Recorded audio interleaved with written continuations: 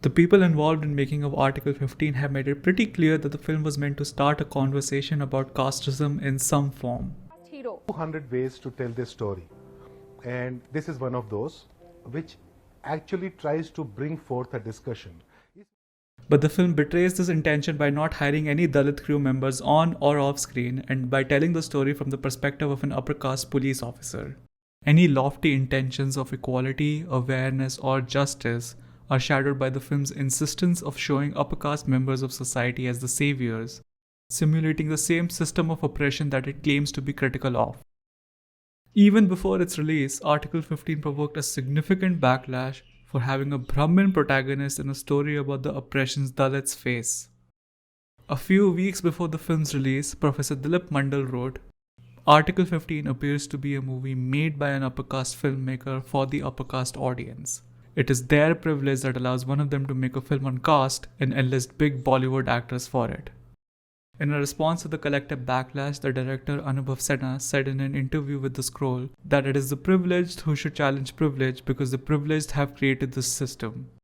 हम 30% लोग इन्हें हमसे नीचा, बहुत नीचा मानकर अपनी सभी उन जरूरतों के लिए इस्तेमाल करते हैं जो हम खुद नहीं कर सकते. Sinha assumes that privileged people can challenge their own privilege only when the narrative is framed around them or when they are the focal point of the story. Basically, when one from their own community gets to demonstrate a glorious savior moment. People from marginalized communities not getting the platform or opportunity to tell their own stories has been a long-standing form of oppression. And the film's point of view character being upper caste, looking down at caste issues around him, comes off as, at best, extremely tone deaf. And let me remind you, Article 15 does not cast a single Dalit actor to play a Dalit character, nor does it staff any Dalit crew members or employ a Dalit consultant to give creative input in the film's creation. The main actors were not from the Dalit community. At least like one should have been. देखिए मैं ना film maker हूँ, मैं reformer नहीं हूँ. मैं तो cast agnostic रहना चाहता हूँ. इसलिए मैं कभी उस लेंस से देखूंगा ही नहीं कि मैंने किस जात को कास्ट किया है. The only actual Dalit representation in the film comes in the form of an actor who plays a manual scavenger. His only scene in the film is where he helps clear overflowing sewage due to a strike. It seems then that the filmmakers are unwilling to see Dalits occupy any other role than the ones that they have been forced to for centuries, even when telling stories that claim to spotlight them. They are unable to challenge their own systemic privilege and, much like the film itself, end up reinforcing the ideas they claim to oppose. The film's plot follows the gruesome rape and murder of two underage Dalit girls and the subsequent attempts to cover it up. However, written as it is by an upper caste man and being told from the perspective of an upper caste policeman, Article 15 unsurprisingly fails to address the reality of systemic issues that lead to such tragedies. The blame is solely placed on corrupt individuals but not the systems and institutions that those individuals operate in. There are bad police officers, bad businessmen, and bad politicians, and the film's underlying message seems to argue that these entrenched societal evils can be fixed by removing isolated rotten apples from power or demanding that they do better. Delhi में कभी yes sir की जगह एक बार no sir आपने बोल दिया तो ज़्यादा से ज़्यादा क्या हो जाएगा sir? The reality, however, is that while people in power making better decisions could help, it does very little when they exist to perpetuate caste biases through policing and capitalism and were built from the ground up to be inherently oppressive. What Article 15 ends up with then is a protagonist who never has moments of self-awareness about his own privilege or his place within the system. Instead, he spends a large portion of the runtime looking down on and reprimanding junior officers for having internalized the casteism they see around them or intimidating unwilling witnesses into testifying without any nuanced introspection on why they don't want to. He pontificates about how the urban population just doesn't get to see the wild, wild west nature of what is happening in rural India, as both the character and the movie imply that caste-based violence is inherently and exclusively rural. He then screams at his subordinates for knowing their own and their peers' caste, framing the protagonist as more enlightened for not knowing anything about caste. अरे नहीं sir, वो काम में कुछ ब्राह्मण है, वो सबसे टॉप वाले होते हैं. अब सर पर ही. What the fuck is going on here? As if that wasn't bad enough, even the Dalit characters featured in Article 15 lack dimension and depth. Most of them are just background characters, They are either the victims or seen groveling and bowing their heads to upper caste police officers grateful for scraps of kindness. Let's take a look at the only two major Dalit characters, starting with Officer Jatav.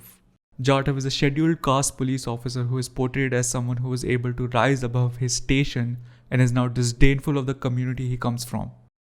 He accuses people from the scheduled caste of filing false cases, and it is he who acts as an introduction to rural casteism to the protagonist. He is characterized as bumbling and complacent, and his lack of understanding of English is repeatedly played for laughs.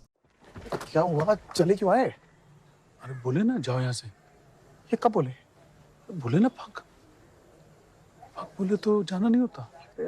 As Ravi Karan Shinde, writing for News Laundry, puts it, quote, to lessen the divide between Savarnas and SCs, STs and OBCs, Article 15 shows how SCs themselves hate each other.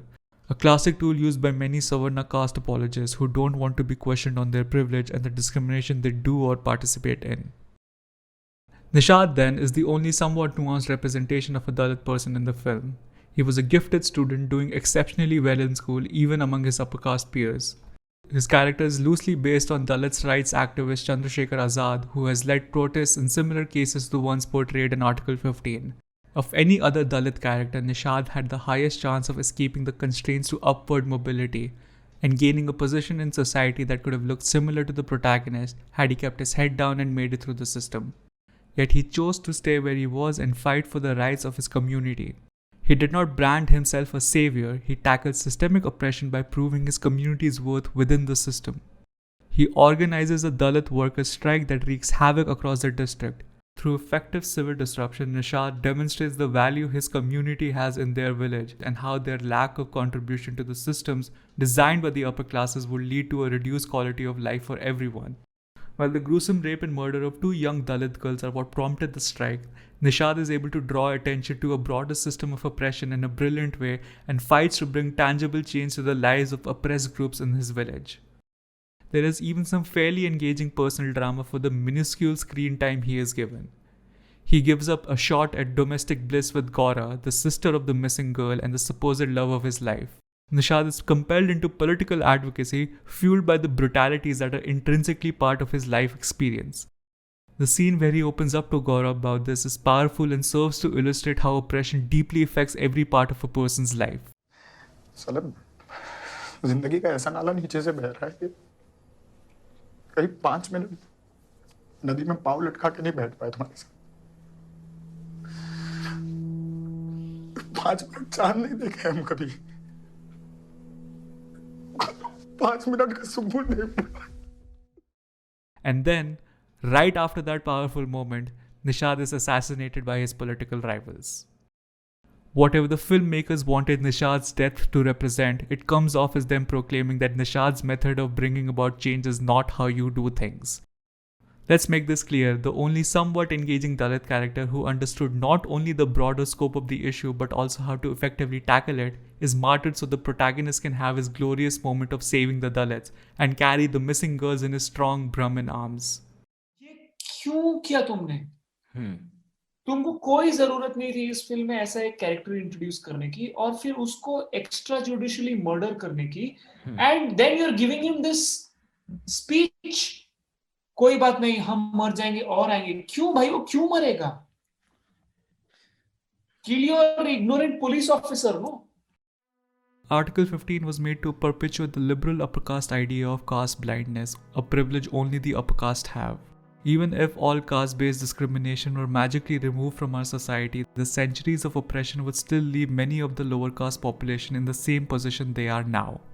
Like many such Bollywood films, Article 15 exists only to exploit a social issue and placate the insecurities of upper caste audiences while avoiding any deeper engagement with the issue.